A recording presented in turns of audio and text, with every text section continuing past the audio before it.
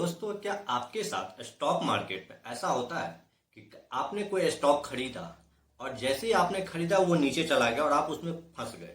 तो आज के टॉपिक पे मैं यही बात करूंगा क्योंकि मेरे साथ ऐसा हुआ है। उससे पहले कि मैं आपको बता दूं कि लगभग इस चैनल पे 10 दिन बाद मैं वीडियो डाल रहा हूं। तो मैं कुछ अपने काम के सिलसिले में, बिजनेस के सिलसिले में मैं कहीं बाहर गया हुआ था, तो उसके कारण से मुझे वहाँ टाइम नहीं मिल पा रहा था। तो मैं अभी वापस आया हूँ, तो मैं सोचा आपसे बात करूँ क्योंकि इस चैनल पे वही लोग हैं जो कि स्टॉक मार्केट में ऑप्शन ट्रेडिंग जैसा नशा करके अपना पैसा बर्बाद किए हुए। और इस चैनल के माध्यम से मैं बस यही कोशिश करने में हूँ कि जो लोग ऑप्शन ट्रेडिंग करते हैं वहां से वो हट जाए।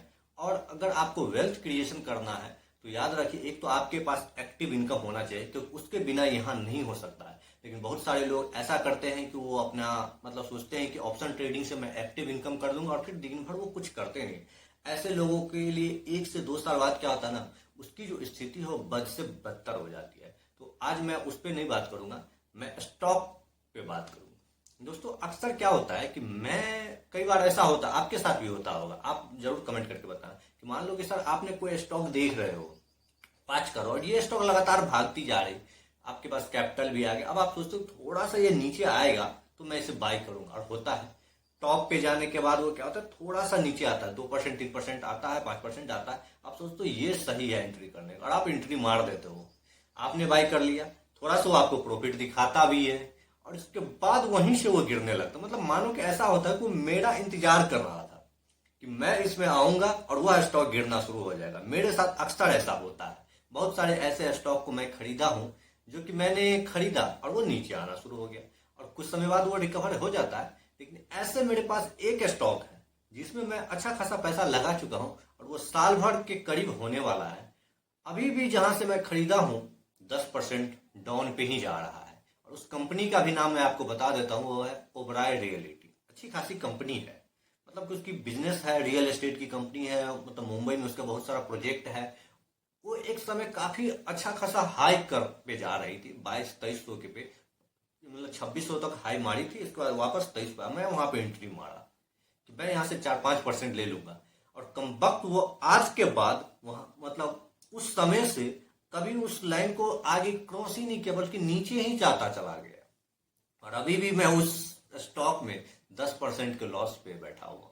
तो ऐसे मैं पोर्टफोलियो देख रहा था तो मुझे ये आइडिया आया, फिर मैं इस पे विचार किया। फिर लोग आए कि ये तो बहुत लोगों के साथ होता है। आप कमेंट करके बताना कि ऐसे कौन सा स्टॉक है जिसमें आप लंबे समय से फंसे हुए हो या फिर लॉस बुक करके निकल चुके हो। क्योंकि अक्सर होता है ना, ये होता क्यों है इस पे भी मैं बताऊंगा। लेकिन मुझे जहां तक है कि फियर ऑफ मिसिंग आउट हो जाता है कि मैंने कंपनी देखा, उसकी बैलेंस शीट देखा, अब उसकी चार्ट देख रहा है तो लगातार भागते जा रहा है। अभी अगर आप देखो फोर्स मोटर का 6 से भागते भागते आज 17,000 पे पहुंच गया और मैं उसे बाय नहीं किया। लेकिन दूसरा जो है वो अटक गया। अब ये देखो, यही एक होता है कि समझ में नहीं आता स्टॉक मार्केट में कहाँ क्या हो रहा है। एक को मैंने खरीदा तो वो नीचे आ गया, दूसरे को मैं बस वेट एंड वॉच कर रहा हूं तो वो भागते चला जा रहा है।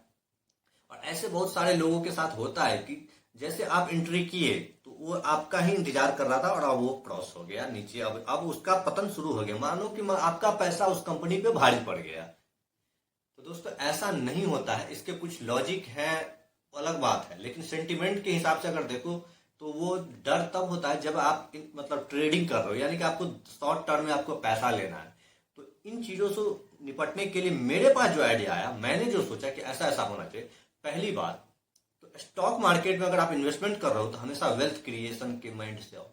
मंथली बेसिस पे आप आओ, स्विंग ट्रेड करो, लेकिन वो पार्टिकुलर एक अलग सेक्टर, ऐसा है नहीं कि उसमें आपको प्रॉफिटेबल ही हो पाओगे। लेकिन वहां एक क्या होता है कि मैनेजमेंट होता है। मान लो सर आप 1 लाख रुपए से स्विंग ट्रेड कर रहे हो और आप अपने लिए कोई भी स्टॉक सेलेक्ट करो, तो वहां आपका प्रॉफिट एंड लॉस का फिक्स होना चाहिए। मान लो आप 5% प्रॉफिट लेना चाह रहे हो तो 2 से 3% लॉस रखना चाहिए कि यहां से अगर नीचे गया तो कट कर दूंगा। क्योंकि इन्वेस्टमेंट, स्विंग ट्रेड और इंट्राडे, तीनों का जो साइकोलॉजी होता है ना, माइंडसेट होता है ना, वो अलग अलग होता है।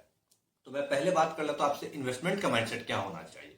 मैं अपना जो अनुभव बता रहा हूं कि सर इन्वेस्टमेंट का माइंडसेट ये होना चाहिए कि मेरे पास वो पैसा जिसकी मुझे जरूरत नहीं है, मुझे फ्यूचर में इससे वेल्थ बनानी है, वो पैसा आप किसी भी फंडामेंटल स्ट्रांग वाली कंपनी में डाल दो जो धीरे धीरे ग्रो होता रहेगा। इसे इस रूप में समझो सर कि मान लो आप गोल्ड खरीद रहे हो या फिर कोई लैंड खरीद रहे हो, तो तुरंत तो बेचोगे नहीं ना। तो वैसा पैसा, क्योंकि आपके पास उतना पैसा है नहीं जो आप लैंड खरीद लोगे, तो जो थोड़ा बहुत पैसा है उसे एक्यूमुलेट करते रहो स्टॉक को खरीदते हुए। क्योंकि अगर आप बढ़िया कंपनी खरीद रहे हो ना, तो लॉन्ग टर्म में वो आपको लैंड से ज्यादा रिटर्न बना के देगा। ये हो गया इन्वेस्टमेंट का माइंडसेट। अब हो गया स्विंग ट्रेड का माइंडसेट। बताओ स्विंग ट्रेड का माइंडसेट क्या होना चाहिए कि आपका एक फिक्स होना चाहिए। आपका मंथली मतलब कर रहे हो कि मुझे मंथ में इतना चाहिए, तो अगर 5% 6% आपका फाइनल है कि मुझे यहाँ टारगेट लेनी है, तो उसी के अनुपात 2 से 3% आपको अपनी लॉस रखनी होगी। और ये याद रखिए, इसके लिए आपके पोर्टफोलियो में 15 से 20 स्टॉक ही होनी चाहिए जिसकी आप स्टडी करो। अगर ज्यादा करोगे तो फिर यहाँ भी ऑप्शन ट्रेडिंग वाली हाल हो जाएगी। आप अगर 15 से 20 स्टॉक को स्टडी करो, उसी में स्विंग ट्रेड करो, तो आप यहाँ सर्वाइव कर सकते हो, मंथ का 3-4% निकाल सकते हो। तो ये हो गया। और इंट्राडे ट्रेडिंग जो ऑप्शन ट्रेडिंग होता है, उसका माइंडसेट जल्दी हो जाता है, मतलब आपको 5 मिनट 10 मिनट में डिसीजन लेना होता है और उतना स्टॉप लॉस। तो यहाँ तो मैं सही यही बताऊंगा कि टारगेट सबको 10% होता है, 2% मिलता है, और स्टॉप लॉस 20%, 50%, 100% पूरा कैपिटल चला जाता है। तो ऑप्शन ट्रेडिंग तो भाई मैं टाटा बाय बाय कर दिया हूँ, क्योंकि मुझे नहीं लग रहा कि यहाँ से मैं पैसा बना पाया हूँ और आप लोग भी नहीं बना पाओगे। उसके लिए एक अलग साइकोलॉजी होती है जहां से आप कर सकते हो और वहां से 1% 2% निकाल पाओगे। लेकिन हम जैसे मिडिल क्लास लोग, जिसे पैसे की ज्यादा भूख होती है, वो यहाँ नहीं सरवाइव कर पाता है, क्योंकि ज्यादा चाह में हमारे पास जो कुछ भी है वो भी चला जाता है। तो हमारे पास बस ऑप्शन दो ही बचता है, या तो स्विंग ट्रेड करो सर, या वेल्थ क्रिएशन के लिए इन्वेस्टमेंट करो। क्योंकि जब आप वेल्थ क्रिएशन कर रहे हो ना, तो आपके पास एक एक्टिव इनकम है जिससे आपका घर और चल रहा है, और वहां से जो पैसा बच रहा है उसे आप इन्वेस्टमेंट कर रहे हो और इससे आपको पैसा बनेगा। तो ये हुआ कि जब मैं कोई स्टॉक खरीदता हूं तो गिर जाता है, अगर आपका इन्वेस्टमेंट पे गिर जा रहा है तो फिर टेंशन नहीं है, चलो यार कभी तो रिटर्न बनेगा। मान लो कि सर अभी 1 साल तक वो स्टॉक नहीं भागा, लेकिन अगले साल हो सकता है कि जब वो भागेगा 1 साल में 40% 50% भाग जाएगा, तो 2 साल का रिटर्न वो ऐसे ही दे दिया। तो ऐसा माइंडसेट रखना होगा कि अगर 1 साल 2 साल, बहुत सारे ऐसे स्टॉक है जो 2-2 साल मतलब -5%, 10% या पॉजिटिव 5% रहता है, लेकिन अगले तीसरा साल में क्या होता है वो 100% भाग जाता है। तो 3 साल का रिटर्न बना के दे दिया ना। ये माइंडसेट कब होगा? जब आपकी सोच इन्वेस्टमेंट को लेके होगा, और बढ़िया स्टॉक आपके पोर्टफोलियो में होगा। ऐसा नहीं कि एरो खैरो मतलब छोटा मोटा कोई भी कंपनी आप उठा लियो और उसके साथ ऐसा करो, तो नहीं। फंडामेंटली स्ट्रांग होनी चाहिए। दूसरा क्या है कि जब भी कोई स्टॉक मैं खरीदता हूँ, मान लो सर वो नीचे गिरा, 20% गिर गया, अब वहां से वो बढ़ना शुरू होता है। या तो मैं उसे एवरेज कर लेता हूँ कि अब मैं एवरेज कर लेता हूँ, नीचे अब इससे ज्यादा नहीं गिरा, और थोड़ा सा बढ़ना शुरू होता है, और पता चला कि मेरे कॉस्ट टू कॉस्ट आ गया, मेरे कॉस्ट से थोड़ा सा प्रॉफिट दे दिया, वहां मैं तुरंत कट करके निकल लेता हूँ। क्या आप भी ऐसा करते हो? मान लो कि सर आपने कोई 1 लाख का स्टॉक खरीदा, वो 10,000 के लॉस में जा रहा है, अब आप परेशान हो, लेकिन वो 10,000 लॉस को रिकवर करके आपको 500,000 रुपया प्रॉफिट दे रहा है, तो फिर आप उसे सेल कर दो। तो ऐसा साइकोलॉजी मतलब एक अजीब सा साइकोलॉजी नहीं बन जाता है कि आप ग्रीन देखो तो आपके मन में होता है कि ये बुक कर लो, ये बुक करो, बुक करो, और उसके बाद फिर वह स्टॉक मतलब 5% आगे चला जाता है, फिर तब पछतावा होता है, ओह काश मैं इसमें बना रह जाता, ये नीचे के लेवल पर मैं और ज्यादा मतलब एक्यूमुलेट कर लिया होता, तो आज मुझे बहुत ज्यादा पैसा बन गया होता। ये होता है ना, ये आएगा सर। और यही है fear of missing out. Stock market में फोमो का बहुत बड़ा महत्व है। यही आपके साइकोलॉजी को खराब करता है और पैसा बनाने में भी यही मदद करता है।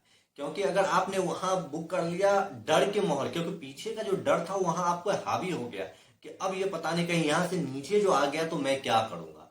तो ये माइंडसेट को खत्म करने के लिए आपको अपने अंदर पहले बेस्ट साइकोलॉजी बिल्ड करना होगा कि मेरा क्या है, इन्वेस्टमेंट है या स्विंग ट्रेडिंग है। जब इस तरीके से सोच लोगे और फिर उसका जो रूल है उसको आप फॉलो कर लोगे, तभी जाके आप फियर ऑफ मिसिंग आउट से बच सकते हो और आप स्टॉक मार्केट से अच्छा पैसा बना सकते हो। दोस्तों आप अपना अनुभव जरूर मुझे बताइएगा। हम सब एक मेंबर हैं इस चैनल का, जिससे अपना व्यक्तिगत अनुभव साझा करते हैं जो कि स्टॉक मार्केट में आगे काम आएगा। और ऑप्शन ट्रेडिंग से हमेशा के लिए दूर रहिए, मेहनत कीजिए, एक्टिव इनकम पे फोकस कीजिए, और वहां से जो पैसा बच जा रहा है वो इन्वेस्टमेंट कीजिए, तो ही आपका और आपके परिवार का भला हो सकता है।